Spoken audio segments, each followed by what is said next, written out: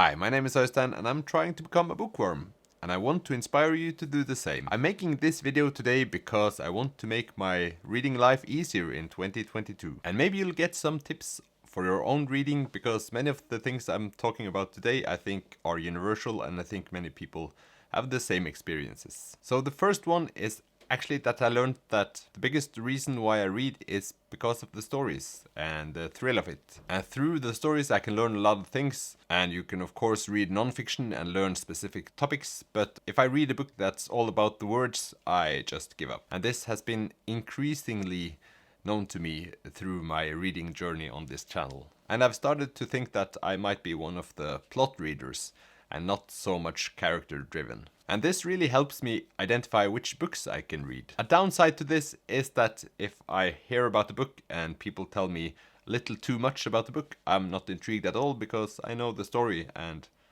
why then read it? Same goes for reading a book that I've watched a movie to. It just doesn't give any sense to me.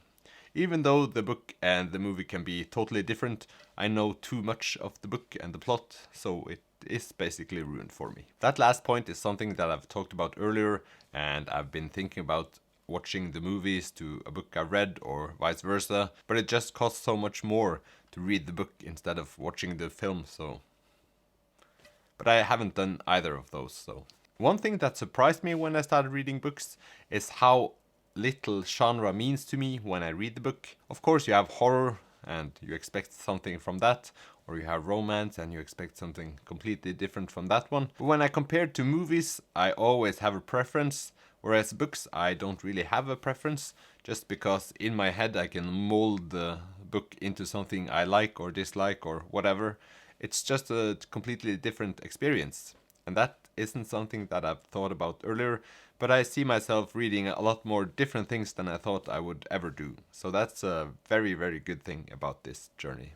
In short terms, I can say that I think the books are offering something more than movies can, just because the only limitations of a book is in your own head. Should have said your own mind. That sounded very much more artistic. And now for one of the biggest hurdles I've had in my reading life, and that is that I rushed through books and I haven't really gotten a hold of what's going on.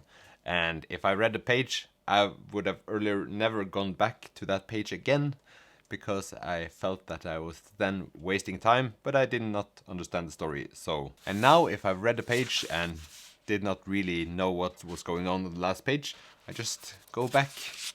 It sounds so simple, but it's something that I've really been struggling to do earlier, so it's really nice to be relaxed about it and thinking that it's better to actually have read the story than just rush through and said that you've read the book. And that brings me over to my next point, and that is that I often, when I read a book, I can just rush through something that I know will not bear significance to me. Like this, where I feel like there's a lot of talk without anything happening, and I know that I would not get anything out from it. I can rush a little bit through the things that don't bear meaning to me. That being said, I actually read this book kind of slow, so it was too early in the process, but I now have the feel for which books I have to follow along very closely to some parts of the books, and some books that I can rush a bit through. If you want to hear my disappointed thoughts about Hamnet, you can watch a video I made some months ago. Next, we also have a huge barrier for my reading earlier, and I've chosen to call this point, "It's all going to sort itself out at some point." Because when I read earlier, I always had thoughts like, wait, who is that?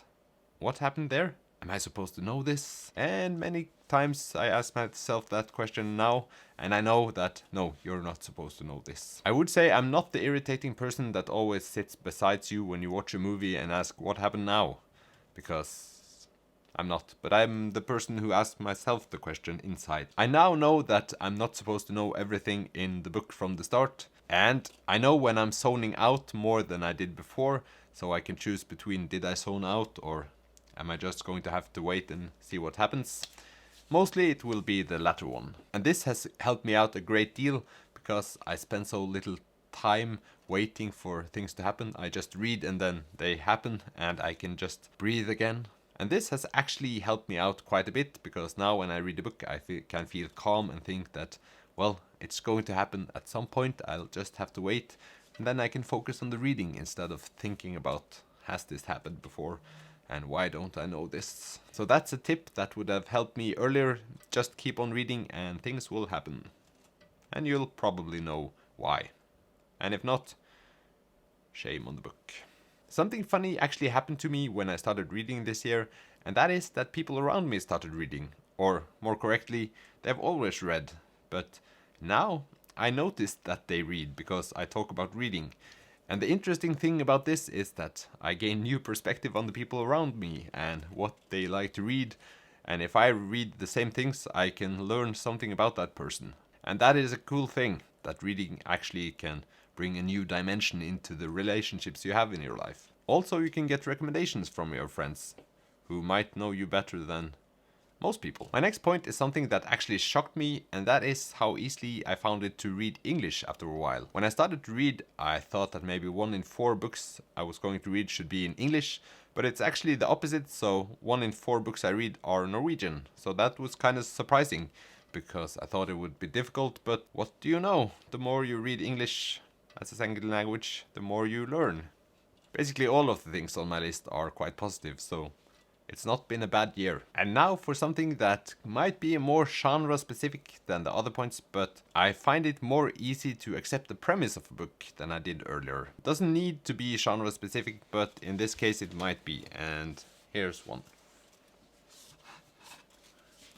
And that is fantasy. Earlier I thought that many things that were fantasy-like were uncool, too dorky, too unrealistic. But when I read this book, The Final Empire by Sanderson, I just went with the flow. So if anyone did something weird with magic, I just, okay, that happened, instead of thinking, wow, that's weird. Says more about me as a person than the books. But I find it much more easy to pick up other books now that I know that things might happen. They might be weird, but you might like it as well. Let's just say I'm one step closer to being not so narrow-minded when it comes to weird things in books. I really love having the bookshelf here now. It's much more available, so that's convenient. Don't have to stand up that much. And next we have books are more emotionally engaging than I thought it would be, because I've read some sad books, and one sad book in particular, and that's this one. Because when I felt the pain of this book, it really hurt. And it's a kind of a deep emotional scar that I haven't gotten from a movie. So that was kind of cool to know that if a book is really emotionally scarring, it really is. It's not just a book, it's what your thoughts are doing to you. So that was an interesting thing to learn this year. If I read a book that's emotionally scarring, I just throw gas at the fire, my emotional fire. But I think there's a threshold, so the books are going to be good books before that happens. And lastly, the biggest thing I learned about myself as a reader or about books this year is that reading is actually very easy. You just have to find the time to read. And that was kind of a surprise, because I've never read earlier, so obviously I haven't been one of the people who has found time. After I started reading myself, I can get frustrated when people say they can't read, because we all have busy lives, and, well, I read and other people don't read, but they do other things. And for me especially, it was releasing myself from my mobile phone and scrolling. I hope that's a tip that other people can find useful. I have many tips for you if you want to find time reading. I can try and help. I hope you found this video useful or entertaining or something in between, and I hope that I'm not the only one that thinks these things while reading. Have you had any of these thoughts yourself? Please comment below if you have, and subscribe to my channel if you want videos like this and if you want to be inspired to read more. And thank you for watching. I'll see you next time. Bye!